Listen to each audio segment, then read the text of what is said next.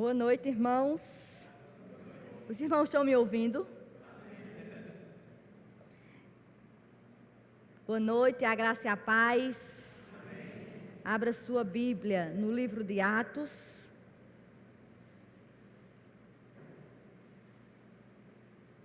Atos 4.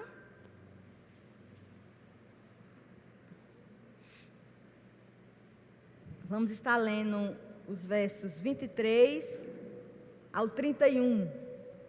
Atos 4, 23 ao 31. Amém? Vamos lá.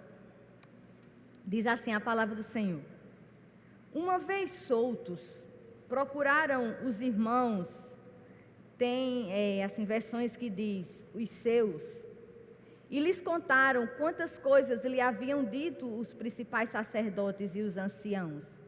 Ouvindo isto, unânimes, levantaram a voz a Deus e disseram: Tu, soberano Senhor, que fizeste o céu, a terra, o mar e tudo o que neles há, que disseste por intermédio do Espírito Santo, por boca de Davi, nosso pai, teu servo, por que se enfureceram os gentios e os povos imaginaram coisas vãs? Levantaram-se os reis da terra e as autoridades ajuntaram-se a uma contra o Senhor e contra o seu ungido. Porque verdadeiramente se ajuntaram nesta cidade contra o teu santo servo Jesus, ao qual ungistes Herodes e Pôncio Pilatos, com gentios e gente de Israel, para fazerem tudo o que a tua mão e o teu propósito predeterminaram. Agora, Senhor, olha para as suas ameaças e concede aos teus servos que anunciem com toda a intrepidez a tua palavra. Enquanto estendes a mão para fazer curas, sinais e prodígios, por intermédio do nome do teu santo servo Jesus. Tendo eles orado, tremeu o lugar onde estavam reunidos. Todos ficaram cheios do Espírito Santo e com intrepidez anunciavam a palavra de Deus. Senhor, como a tua palavra é preciosa, como tu és bondoso com a tua igreja, porque tu não estás calado, tu tens boca e fala, e nós queremos ter ouvidos para ouvir, nós queremos ter mente para entender. Nós queremos ter coração para que essa palavra caia em um solo bom, em um solo que esteja fértil, Senhor. E que esse solo possa vir dar frutos. Fala conosco esta noite, ministra a tua igreja, nos ajuda. Me ajuda a expor a tua palavra. Tem misericórdia das nossas vidas. Nós precisamos demais ouvir de ti, porque nós somos carentes. A tua palavra, ela permanece a mesma, mas ela se renova a cada manhã. Que tu possa falar à tua igreja, é isso que eu te peço, em nome de Jesus. Amém. Irmãos, vamos esta noite fazer uma reflexão sobre a oração da igreja primitiva. A verdade é que oração hoje para nós é um grande desafio. Quando a gente lê sobre os homens e as mulheres do passado, o quanto essas pessoas gastavam tempo com oração, é como se fosse irreal para nós. Porque hoje nós não temos tempo, nós vivemos num ativismo muito grande, o secularismo tem tirado esse tempo que nós precisamos de buscar a Deus. Nós vivemos um materialismo muito grande em que, em busca de ter, o homem se tornou o centro. E quando eu me torno o centro, eu começo a achar que eu controlo a minha vida, que eu controlo o meu destino. E quando nós entendemos que oração é expressar dependência de Deus, ela não faz muito sentido para nós. Quando nós olhamos o porquê desses homens e dessas mulheres de Deus do passado oravam, ficam cada dia também mais distante para nós, porque essas pessoas expressavam o quanto dependiam de Deus. Como é que você está doente enfermo e você ora. Eu não estou dizendo que a gente não procure médico, mas é a primeira coisa que a gente faz hoje. Essas pessoas não oravam porque elas precisavam de uma cura, elas oravam porque elas tinham dependência de Deus. Então, assim, é um pouco difícil. Mas o que eu quero que fique no nosso coração é o seguinte: qual é o conteúdo da nossa oração em tempos difíceis? Como você se expressa a Deus quando você está com problemas, com lutas, com dores, com ameaças, com perseguições? Como você se dirige a Deus nesses momentos? Isso vai dizer muito daquilo que nós acreditamos e muito daquilo que nós somos. Para a gente entender essa oração que nós acabamos de ler, a gente precisa entender o contexto que foi feito essa oração. A igreja primitiva aqui nesse momento que nós lemos esse texto, ela estava dando os seus primeiros passos. O capítulo 2 de Atos vai nos dizer que depois que o nosso Senhor Jesus Cristo, ele é ressuscitado e ele é assunto aos céus, o capítulo 2 vai nos dizer que os discípulos estavam reunidos em Jerusalém, obedecendo a ordem do próprio Cristo que ficassem ali reunidos. E o capítulo 2 de Atos vai nos dizer que na festa de Pentecostes houve a descida do Espírito Santo. E Pedro ali aproveita aquela ocasião, e a Bíblia vai dizer no capítulo 2 que Pedro faz o primeiro sermão, vamos assim dizer, da igreja. E no capítulo 2 está esse primeiro sermão de Pedro, e nós vamos perceber quando nós lemos que o sermão de Pedro é um sermão cristocêntrico. Pedro vai falar de Cristo, Pedro vai falar da morte de Cristo, Pedro vai falar da ressurreição de Cristo e Pedro vai falar da necessidade de arrependimento. O capítulo 2 vai nos dizer que, com esse discurso de Pedro, aproximadamente aderiram à fé cristã, foram convertidos à fé cristã, aproximadamente 3.000 pessoas. E o capítulo 2 vai também terminar dizendo como era o novo estilo de vida desses novos convertidos. Como era que os novos convertidos agora viviam. Aí o capítulo 2 vai nos dizer, perseveravam na doutrina dos apóstolos. Qual era a doutrina dos apóstolos? Morte, ressurreição e arrependimento.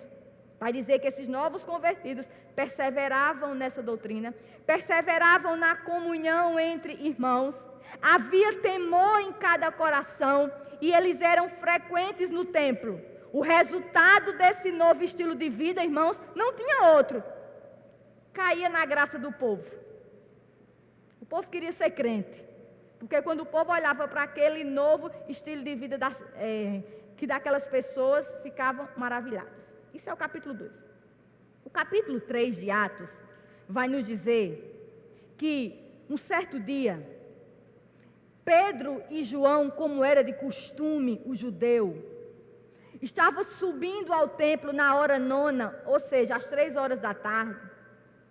E quando eles estavam reunidos ali subindo ao templo, existia um coxo de nascença que estava na porta do templo pedindo esmola.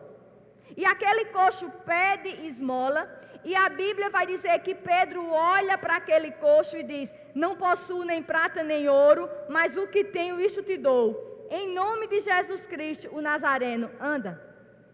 O povo vendo isso, o povo que é idólatra por natureza, porque nós somos natureza caída, começaram a olhar para Pedro e João como se fossem duas divindades.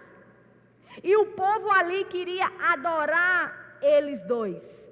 Mas Pedro, no verso 12 do capítulo 2, vai dizer: por que fitais os olhos em nós, como se pelo nosso próprio poder ou piedade o tivéssemos feito andar? Pedro ali não trouxe a glória para ele. Que diferença de hoje? Pedro não quis usurpar uma glória que não era dele. Pedro entendia que sinais e maravilhas que estavam sendo feitos não eram por causa dele, porque ele era humano, mas por causa de Cristo. Ele não fez com que aquelas pessoas vissem ele como sendo aquela pessoa que fez o milagre. E a Bíblia vai dizer no capítulo 2, 3, que mais uma vez Pedro aproveita aquele ensejo daquele milagre, porque todo milagre deve ser levado a Cristo. Todo milagre deve ser uma porta para que as pessoas escutem o Evangelho. O milagre por si só não resolve. O milagre por si só não traz resultado se não tiver a pregação da verdadeira palavra. Aí a Bíblia vai dizer que Pedro aproveita mais uma vez e faz o seu segundo sermão.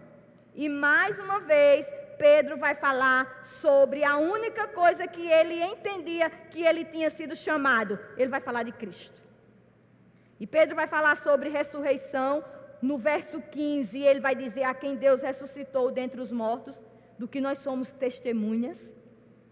Pedro vai falar sobre arrependimento. Ele vai dizer no verso 19: arrependei-vos, pois, e convertei-vos, para serem cancelados os vossos pecados. Aí no capítulo 4, que é esse que nós lemos, vai começar dizendo que depois dessa segunda pregação de Pedro, aproximadamente chegou ali o número de convertidos quase 5.000. Primeiro sermão, 3.000. Segundo sermão, 2.000. É o sonho de todo pregador. Imagina aí, pastor James. Era o auge, hein? Era para fazer um ministério aí e botar uma foto bem grande atrás. Mas o começo do capítulo 4 vai nos dizer que, por causa disso, porque tinham curado o coxo e por estarem pregando o Evangelho, eles foram presos e foram interrogados. Vamos ler os versos 1 ao 3 do capítulo 4. Falavam eles ainda ao povo, quando sobrevieram os sacerdotes, o capitão do templo e os saduceus, ressentidos por ensinarem eles o povo e anunciarem em Jesus a ressurreição dentre os mortos. E os prenderam, recolhendo-os ao cárcere até o dia seguinte, pois já era tarde. Muitos, porém, dos que ouviram a palavra, a aceitaram, subindo o número de homens a quase 5.000. Pedro e João ali foram presos. Naquele mesmo dia não puderam ser interrogados, porque já era quase noite. O deixaram presos, mas no outro dia, Anás, Caifás, os religiosos o chamam e dizem assim: olha, para de pregar. E nós vamos perceber aqui, irmãos, que o problema não tinha nem sido tanta cura, mas tinha sido a pregação do Evangelho, porque eles pregavam sobre o Cristo ressurreto. Se você deseja perseguição, pregue o Evangelho. Se você deseja perseguição, pregue a verdade. As igrejas hoje que estão amoldadas ao mundo, amoldadas a esse discurso do politicamente correto, que não se pode falar em pecado, que não se pode falar em conserto, ela está vivendo bem, porque ela não prega o verdadeiro evangelho. O verdadeiro evangelho incomoda, mas traz cura. O verdadeiro evangelho, ele fere, mas ele traz o remédio. O verdadeiro evangelho inquieta o pecador a mudar de vida. Então nós vamos perceber aqui que o problema foi a pregação do Evangelho. E eles disseram assim: olha,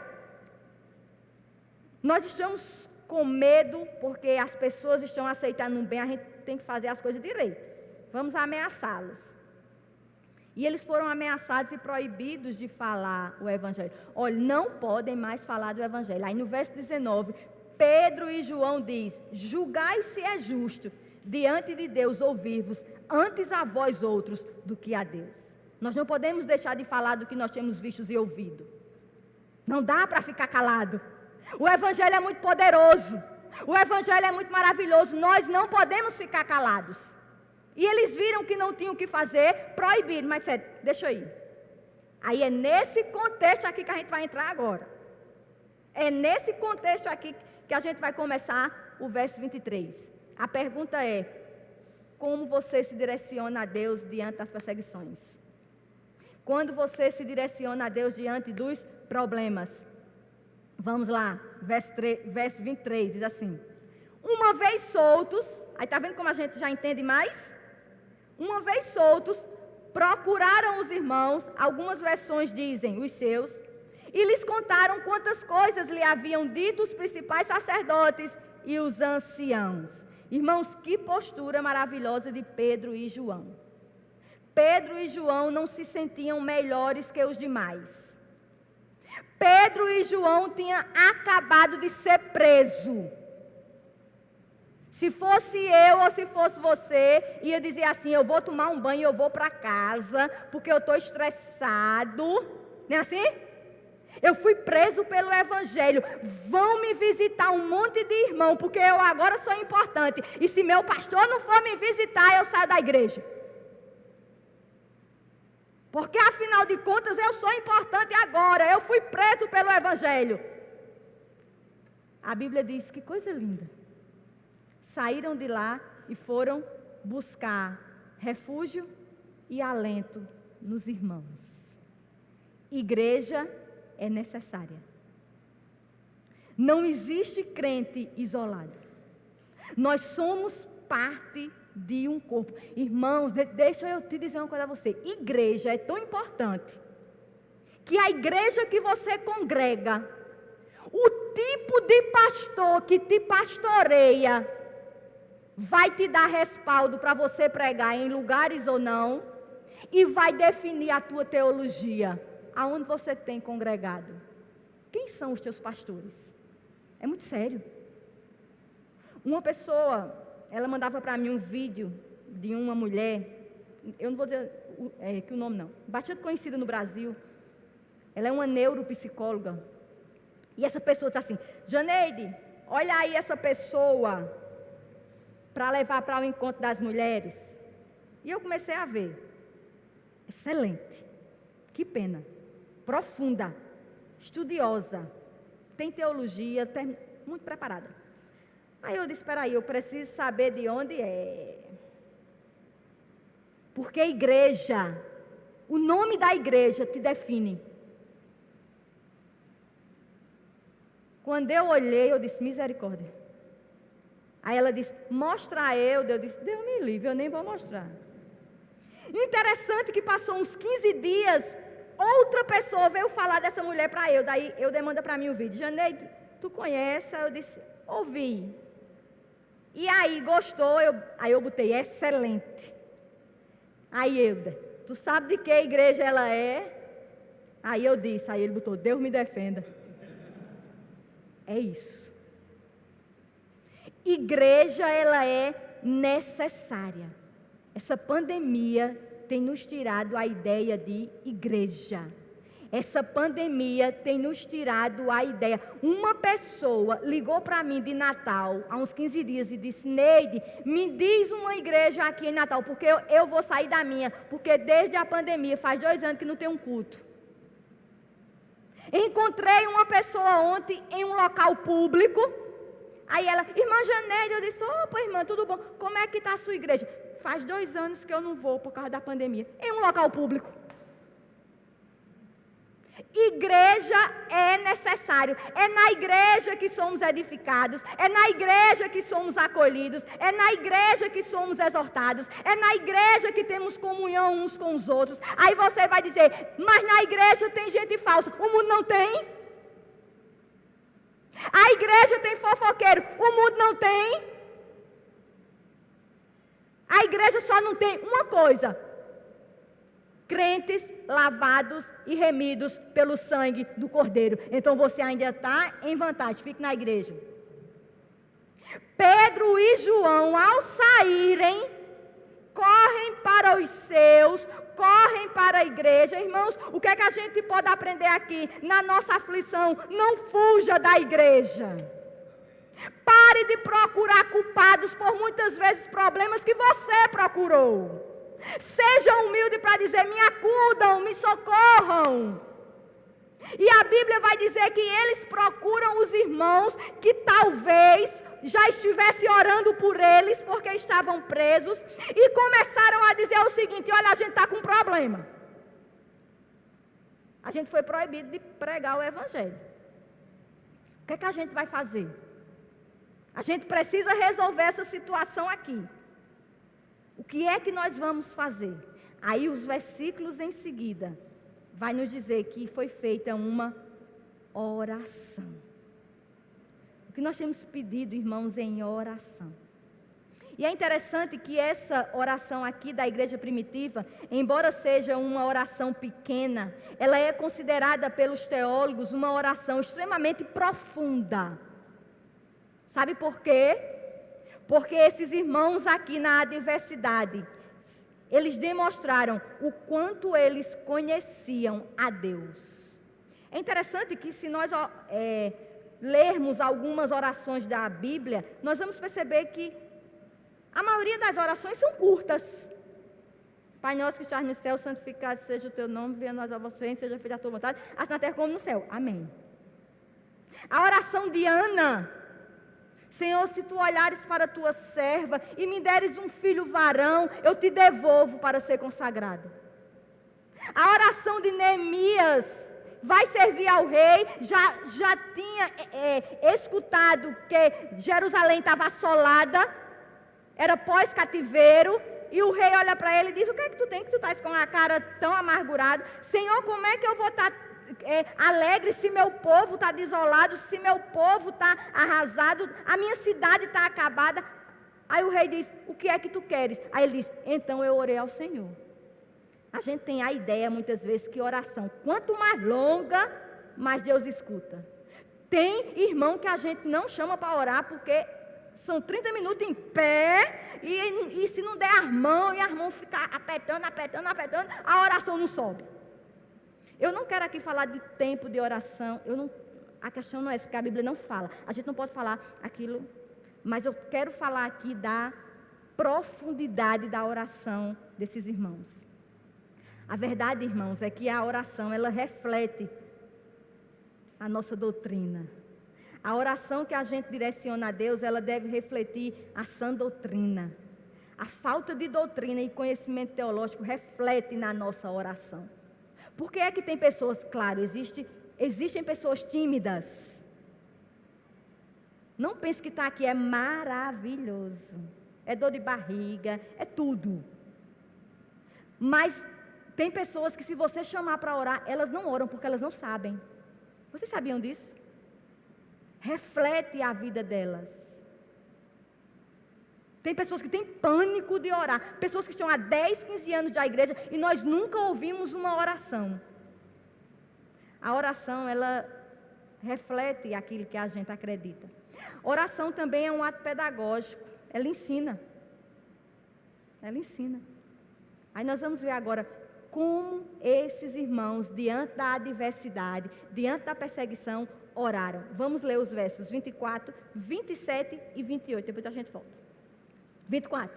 Ouvindo isto, unânimes, levantaram a voz a Deus e disseram: Tu, soberano Senhor, que fizeste o céu, a terra, o mar e tudo o que neles há. 27 e 28.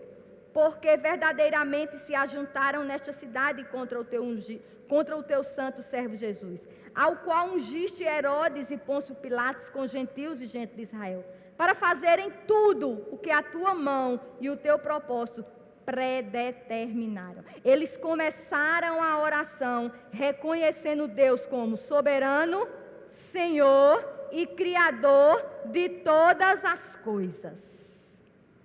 O verso 24 vai dizer assim: ouvindo isto, ouvindo o quê? Que eles estavam sendo ameaçados, que vinha uma perseguição, que pregar o evangelho era colocar a cabeça na forca.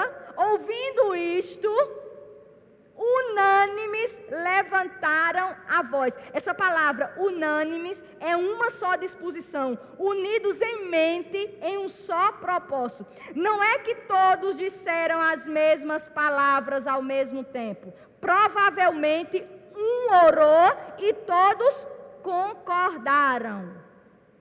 Eu acho que você já participou daquelas orações em que a pessoa pede oração e que quem não orou gritou mais do que quem orou e a gente fica na dúvida, terminou ou não?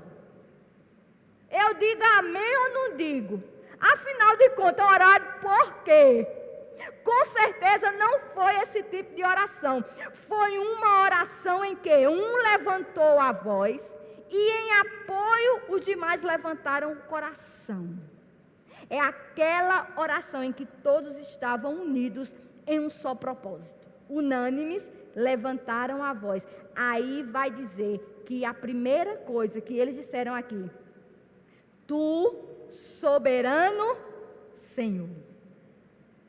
Esse soberano Senhor, quando a gente vai para o grego, significa déspotes. É um termo que dá a alguém que tem autoridade inquestionável. Geralmente, os governantes de países comunistas, de países totalitários, eles têm esta qualificação, são déspotas. O que é que quer dizer? Só que aqui é no bom sentido. O que era que eles estavam dizendo quando eles diziam, Senhor, Tu que és Senhor? Eles estavam dizendo, Senhor, quem manda em tudo és Tu. Senhor, Tu fazes o que Tu queres. Senhor, nós reconhecemos o Teu senhorio nas nossas vidas. Irmãos, Paulo em Romanos 11:34 vai dizer, quem, pois, conheceu a mente do Senhor? Quem foi o seu conselheiro? Irmãos, quem somos nós para questionarmos Deus? Deus é Senhor, Deus manda todas as coisas, Ele está acima de todas as coisas, é Ele que ordena, acabou-se. É como se ele estivesse dizendo, Senhor, o Sinédrio se reuniu e nos proibiu, mas deixa nós te dizermos uma coisa, Tu és a autoridade maior, Senhor, Tu estás no trono, Tu controla tudo, Tu tem à disposição os tempos e os eventos. Irmãos, como isso deve nos servir de consolo nas adversidades, o dia mau quando vem, a doença quando vem, o luto quando vem, a gente precisa levantar a nossa voz e dizer, Senhor, está doendo, nós estamos chorando, nós não estamos entendendo o Teu agir, mas de uma coisa eu quero te dizer, Tu és o Senhor da minha vida, Tu és o Senhor da minha história, eu acredito que Tu mandas em todas as coisas, porque tudo obedece ao Teu chamado. Que maravilha! Nós precisamos entender que o sim vem de Deus, mas o não também.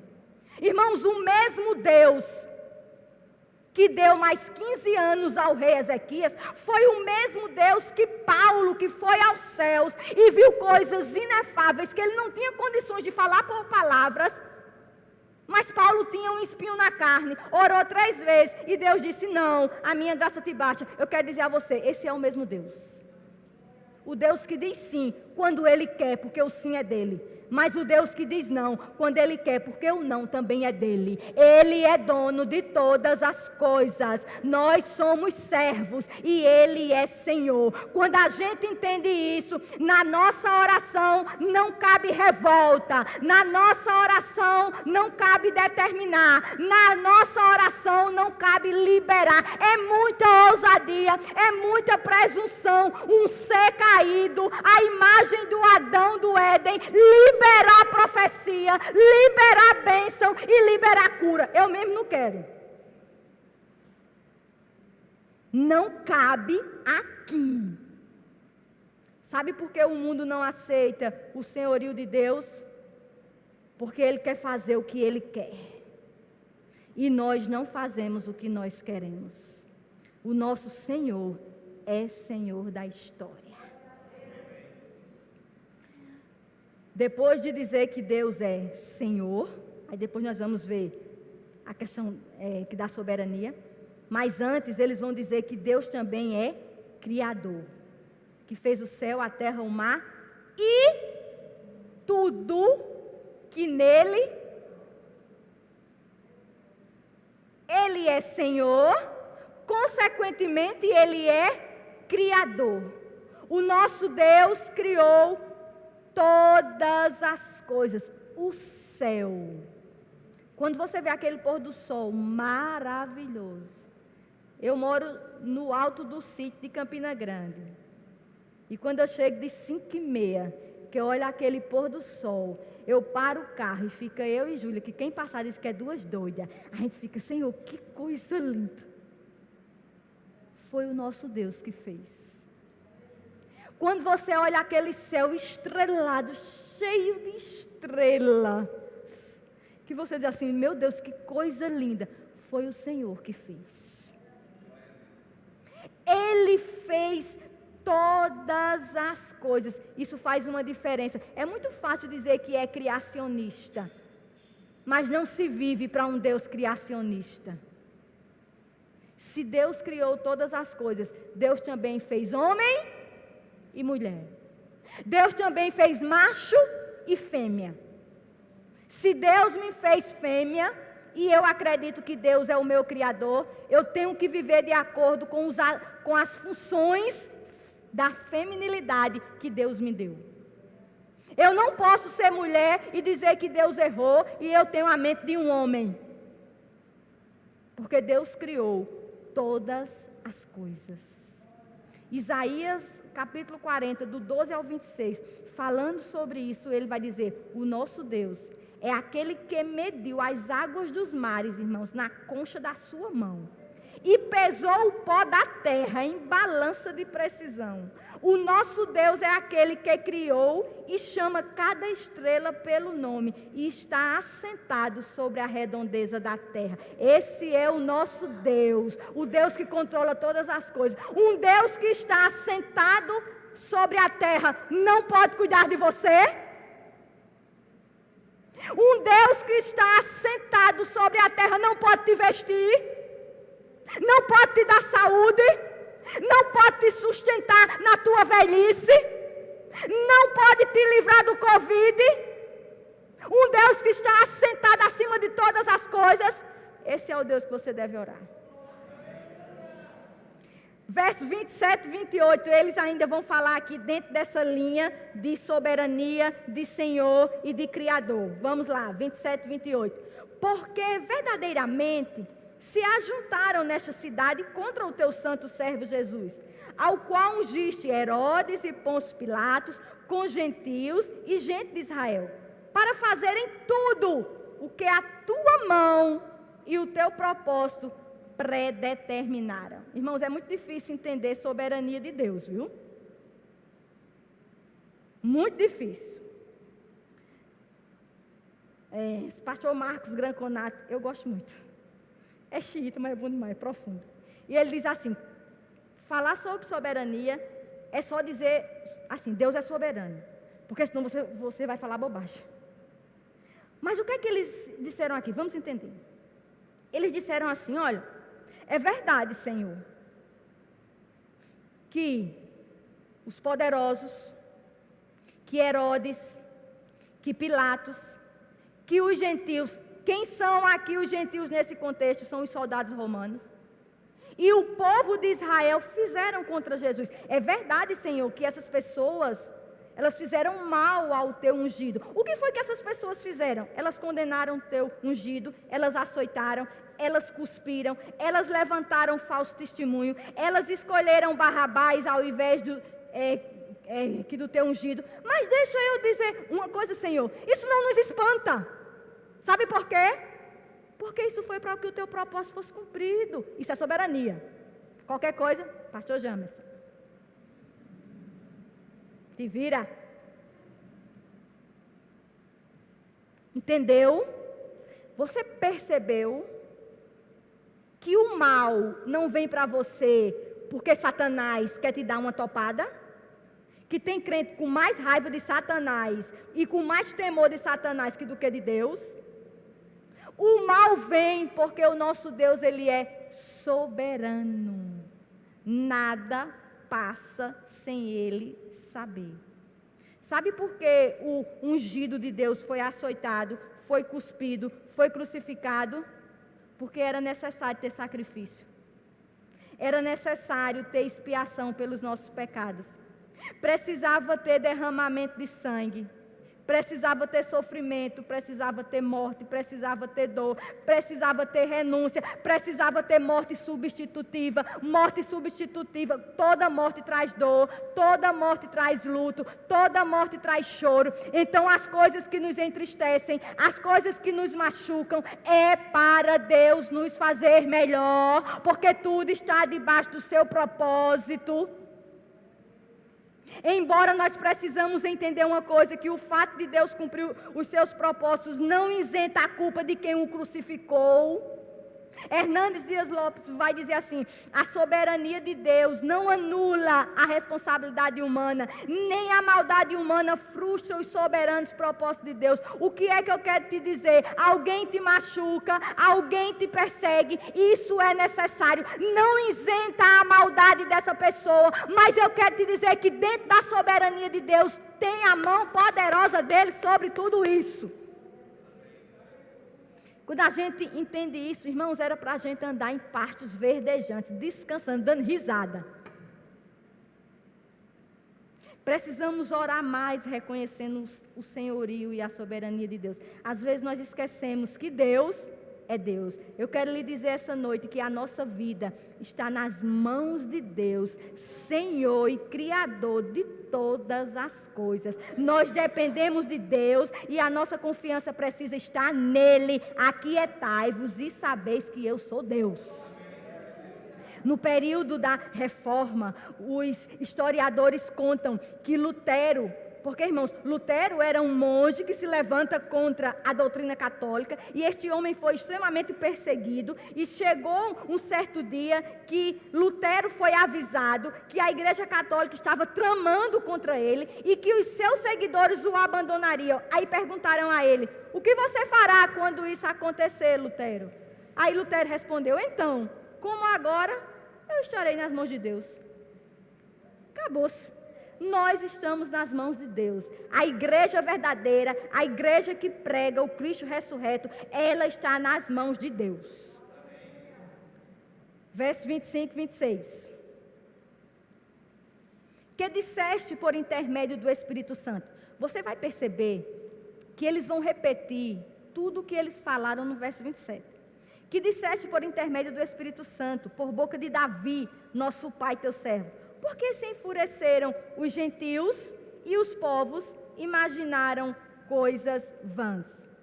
Levantaram-se os reis da terra. Lembra que eles falaram de Pilatos, de Herodes? E as autoridades ajuntaram-se a uma contra o Senhor e contra o seu ungido. Irmãos, eles oraram depois disso, citando as Escrituras. Essa parte aqui que nós lemos, essa parte está em Salmo 2, você pode olhar em casa, do verso 1 ao 2. Como eles conheciam as Escrituras. Como nós precisamos conhecer as Escrituras nas adversidades. Porque as Escrituras vão aliviar o nosso peso. Foi isso que eles fizeram aqui. Deixa eu falar para que os irmãos entendam. Eles estavam dizendo assim: Senhor,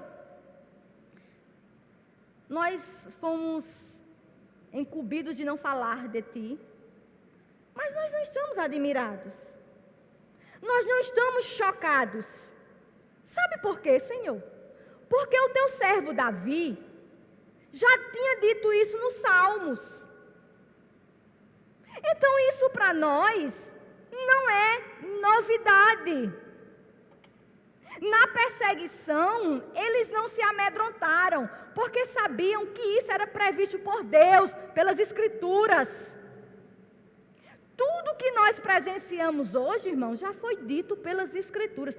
Por que tanta neurose? Por que tanto pânico? Porque nós não conhecemos as Escrituras. Exemplo, a Bíblia nos diz que por causa da iniquidade, o amor de muitos vai o quê? Mateus 24, 12. Então, por que tanto drama? A igreja, meu Deus. Não é assim? Estou decepcionado. Vale a Bíblia? Que a Bíblia já diz que o amor de muitos vai esfriar. A Bíblia nos diz que haverá escândalos no nosso meio, porque o joio estará junto do trigo. Por que tanto? Não dou mais oferta, não dou mais dízimo, porque vai ter ladrão. Ai, meu Deus. A Bíblia nos diz que nos últimos dias haveria fomes, rumores de guerra, terremotos e pestes. Por que tanto pânico do Covid? Se já estava tudo previsto. Por que o espanto, o desânimo e o desespero? Se a Bíblia já nos diz que os dias seriam, a Bíblia não nos garante vida fácil na terra. Pare de ouvir os coaches. Pare de ouvir que Deus sonhou os seus sonhos. Primeiro, Deus não sonha. Tá? Pare de ouvir pessoas dizendo que Deus marcou você. E que Ele vai realizar todos os desejos. A Bíblia não nos garante dia fácil aqui na terra. Mas eu quero te dizer uma coisa. A Bíblia nos garante vida eterna. A Bíblia nos garante paz nas adversidades. A Bíblia nos garante segurança nas incertezas. E a Bíblia nos garante esperança em Cristo. Se apegue a isso. A realidade é que nossas orações muitas vezes refletem a nossa falta de conhecimento das Escrituras. Eu estava ouvindo um pastor, ele dizendo que ele foi pregar numa igreja e disse que ele mora em outra cidade e o pastor, no final do culto, foi orar por ele e pela esposa. Ele disse, ele até começou bem. Senhor, obrigada pela vida do teu servo que nos ajudou. Mas agora, aí ele disse, opa. Ele disse que até aí estava de olho fechado, concordando. Eu quero repreender o espírito do asfalto. Aí ele disse, opa, espírito do asfalto. Não deixa que o espírito do asfalto vire o carro do teu filho. Ele disse, misericórdia. Então as nossas orações às vezes é isso. Tem tanto espírito que a gente não sabe aonde está Deus. É espírito do adultério, é espírito do asfalto, é espírito da fofoca. Então, a nossa oração, ela precisa ser bíblica. Eu li um livro, eu acho, que eu sou péssima para decorar título de livro, eu leio o livro, mas o que vale é o que está dentro, né? Se vira. Eu acho que é Cravos nos Lírios.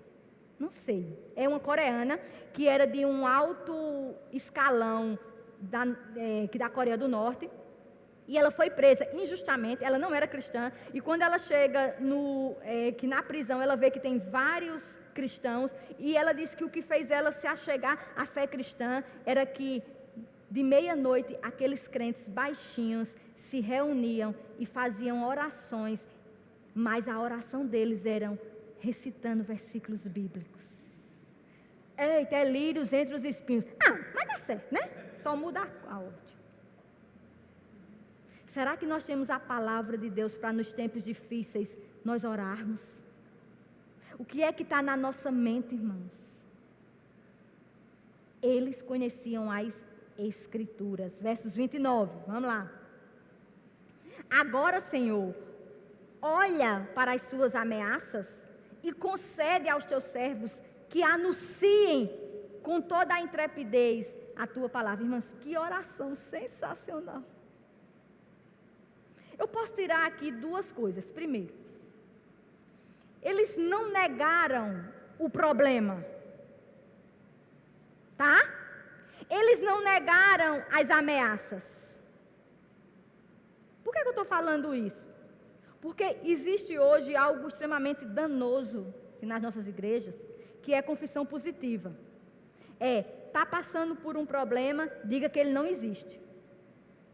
Diga que ele já está resolvido. Porque quando você libera a palavra, no mundo espiritual é gerado uma realidade, coisa de gente louca. Se eu estou com uma doença, eu estou com uma doença. Se eu estou com um problema familiar, eu estou com um problema familiar. Eles aqui não negaram. Senhor, olha para as ameaças dos religiosos. Ela existe, Senhor. Ela existe, Senhor. Mas olha o que é que eles pedem. Eles não pedem para os problemas acabarem, irmão. Sabe o que é que eles pedem? Senhor, nos dá coragem para viver esse problema. Senhor, tu conheces a minha estrutura, não me deixa me intimidar pelas ameaças. Pelo contrário, Senhor, nos dá coragem para anunciar a palavra de Deus. É como se eles estivessem dizendo, Senhor, nos dá graça para prosseguir essa obra, mesmo a gente tendo medo dos homens. Pediram coragem, ousadia. Irmãos, nós estamos muito tímidos na proclamação do Evangelho. Nós estamos muito medrosos. O apóstolo Paulo, em 1 Timóteo 3,15, vai dizer, a igreja do Deus vivo, ela é coluna e ela é baluarte da verdade. Ela é coluna, ela sustenta a verdade. Assistiu o vídeo? Tenha vergonha. Eu mandava o Brasil Paralelo, é um site católico, conservador, e eles lançaram um especial de Natal. Irmãos, eu não sei o que é que você sente não, mas eu chorei. Amanhã, que eu dentro, eu disse, o que é que tu tem, hein? Porque dói em mim um jovem de 30 anos dizer assim, eu não queria casar, eu não queria família, eu não queria ter pai, mas quando eu conheci a Igreja Católica, eu deixei de ser materialista e minha vida mudou. Os nossos jovens estão atrás de dinheiro, de ser conhecido. Dói uma mulher dizer, eu era feminista, eu era ateia, eu não queria ter filhos, mas o catolicismo me fez entender que a minha missão é ser mãe. Isso era para vir da igreja. Sabe por que não vem? Porque a gente não vive. E se falar, o povo fica com raiva. A gente não vive isso. Aí Paulo vai dizer, a igreja ela é coluna, ela sustenta a verdade. A igreja ela é baluarte, ela protege a verdade. A gente hoje vive uma coisa tão difícil nas igrejas, que quando a gente fala a verdade, a gente pede desculpa. Para os irmãos não ficarem com raiva. A palavra hoje ela foi deixada de lado. Eu acho que eu já falei aqui. Uma pessoa de outra cidade, não foi daqui, ela tem uma escola e ela liga para mim, que no mês de março. Eu queria que você falasse sobre o Dia da Mulher, que na minha escola. Agora, deixa eu lhe dizer logo, falei com o meu advogado e é para você atacar o feminismo sem citar a Bíblia. Eu disse, não vou. Você quer que eu ataque algo baseado em quem? Em mim? A sua escola é confessional? É, eu digo, então se assuma que é confessional. Não, mas vai dar processo. Pois a irmã chama outra pessoa. Chama uma socióloga.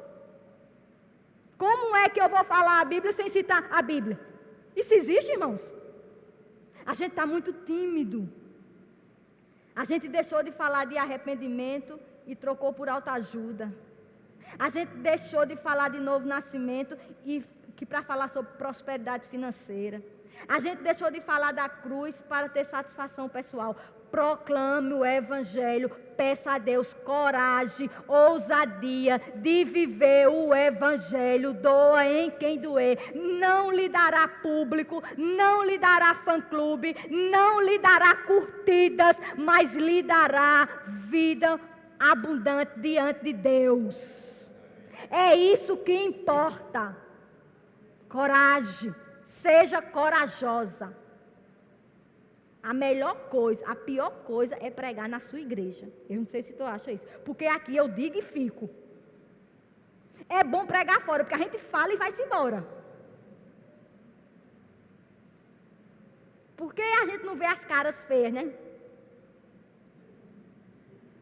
A gente pregou, ó, pega o beco, entra dentro do carro, né?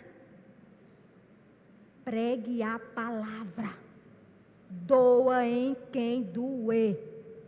Ovelha escuta a voz do seu pastor. Pregue a palavra. Verso 30, vamos terminar. Tendo eles orado, tremeu o lugar onde estavam reunidos. Todos ficaram cheios do Espírito Santo e com intrepidez anunciavam a palavra de Deus. Você já ouviu alguém em algum lugar que estava orando e teve um estremecimento?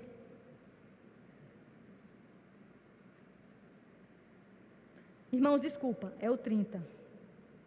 Enquanto estendes a mão para fazer curas, sinais e prodígios por intermédio do nome do teu santo servo Jesus. Eles pediram, além de ousadia, eles pediram sinais. Agora, esses sinais era para que quem fosse exaltado? Cristo. Oraram pela manifestação do poder de Deus. O milagre vinha de Jesus, não vinha do homem. A gente hoje vive dois extremos dentro da igreja. Os que não acreditam mais em curas. Eu não quero aqui polemizar, tá? Existe aquele grupo que diz que a cura foi na época dos apóstolos. Igrejas mortas. Quando eu estou dizendo mortas, eu não estou associando avivamento a barulho e a movimento. Eu estou dizendo que igreja, quando tem problema, ela ora pelo sobrenatural. Deus ainda cura. Deus ainda faz milagres. George Miller precisava chegar numa cidade, estava num barco e disse para o comandante lá da cabine: eu preciso chegar daqui a 3 dias. Ele disse: impossível, a nevasca está grande. Eu não sei se você já viu nevasca, eu já vi, é aterrorizante. Eu tive a oportunidade de ver uma nevasca. E ele disse: nós vamos orar. Ele disse: aquele homem fez a oração igual uma criança, mais simples do mundo. Senhor, tu sabes que eu preciso estar, que daqui a 3 dias em tal cidade. Se for da tua vontade, e eu acredito que faz com que essa nevasca cesse. Aí disse que o comandante gostou tanto que disse: eu também vou orar. Ele disse: não ore não, que você não está acreditando. Ele orou. Quando ele terminou de orar e disse: abra a cabine. Irmãos, George Miller era igual a mim, a você. O comandante disse que quando abriu a cabine, irmãos, a nevasca não existia mais. E ele disse: realmente, em 3 dias, George Miller estava no seu destino programado. Deus é o Deus que cura. Senhor faz sinais e maravilhas, mas também a gente vive o outro extremo. Os que exaltam demais os milagres e palavra, nada. Associa curas e prodígios à placa da igreja, né? Deus está nessa obra, igreja. Diga aí, meu irmão, o que Deus fez? Apóstolo, eu estava com uma dor no pescoço quando eu cheguei aqui. E o Senhor orou. Glorifique, igreja. Deus está nessa obra. Como se o milagre viesse dele. O próprio pastor, que Nicodemo disse que certa vez viu isso, e disse que uma irmãzinha estava lá com a placa, e disse: apóstolo, eu tenho que um milagre para contar. Diga, minha filha, eu era pecadora e Jesus me salvou. Amém, irmã, mas qual é o milagre? O milagre vem de Deus. Agora, o milagre tem um propósito. O milagre não é só por ser milagre. O milagre deve levar a Cristo. 31. A resposta de Deus. Tendo eles orado, tremeu o lugar onde estavam reunidos, todos ficaram cheios do Espírito Santo e com intrepidez anunciavam a palavra de Deus. Irmãos, que resposta linda. Depois da oração, o lugar tremeu. Os teólogos vão dizer que aqui aconteceu uma teofania. É uma manifestação de Deus de forma visível. Não é que eles viram Deus não, tá? Mas eles viram a manifestação de Deus de forma visível. Aquele tremor trouxe reverência, trouxe graça à sua igreja. E deixa eu te perguntar uma coisa. Quem moveu aquele lugar não pode mover qualquer coração duro? Quem moveu aquele lugar não pode fazer nada por nós? Aí a Bíblia vai dizer que eles foram cheios do Espírito Santo. O Espírito Santo os deu confiança e ousadia para falar o quê? A palavra de Deus. Ser cheio do Espírito Santo é viver cheio para proclamar a palavra de Deus. Não é para andar plantando bananeira, gritando, rodopiando. Ser cheio do Espírito Santo é você ter ousadia e coragem de proclamar a palavra de Deus. Porque não existe proclamação da palavra sem o poder do Espírito Santo. A história conta que Espúrgio, toda vez que subia no púlpito, dizia: eu creio no Espírito Santo, eu dependo do Espírito Santo. O Espírito Santo é quem nos ensina, irmãos, a vivermos em total dependência. É Ele que convence o pecador. A gente estuda. E tem que estudar. A gente ora e tem que orar. A gente pesquisa, mas se não for o Espírito Santo que nos capacitar, não adianta. Se não for Ele que abra a nossa mente, tem coisas assim que às vezes o povo me dá tema, que eu digo: para que eu fui aceitar? Meu Deus, aí eu piro lá em casa, eu surto. Eu passo uma semana surtada. Aí que eu digo: o que é? Eu digo: é porque ainda não chegou nada. Eu leio e parece que é tudo em inglês. Aí, irmãos, de repente vem a graça de Deus soberana, não me impede de orar, não me impede de estudar, não me impede de ler, mas eu tenho a certeza que quando eu termino, eu olho assim e digo: meu Deus, se não for tu na minha vida, é desmantelo. É o Senhor que lhe capacita, é o Espírito Santo que vai lhe capacitar, lhe dar sabedoria para você abrir sua boca aonde quer que você esteja. E a igreja precisava do Espírito Santo para anunciar a palavra, sem medo, sem mancha, irmãos, quanta mancha, e sem escândalos. Aí, para finalizar, verso 33.